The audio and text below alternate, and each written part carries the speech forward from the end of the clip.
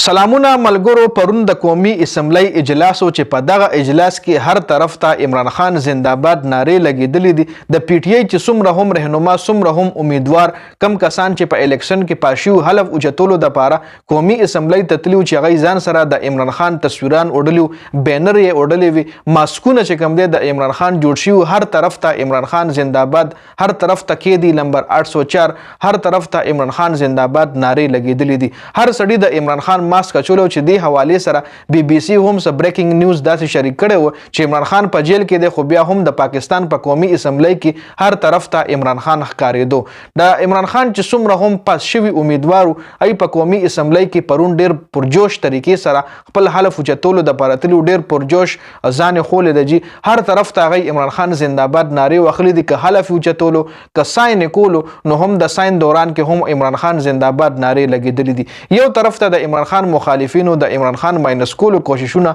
او بل طرف ته د عمران خان کسان د عمران خان کلاډیان هغوی په هر ځای کې عمران خان زنده‌باد نارې لګولې دي چونکې پی ټی آی امیدواران اسمبلی ته دننه کېدو کې ډېر زیات تکالیف خو بیا هم ای ځان سره د تصویران او ماسکونه په پټه باندې اسمبلی له دننه کړي وو جي دا اپډیټس ډېره مننه والسلام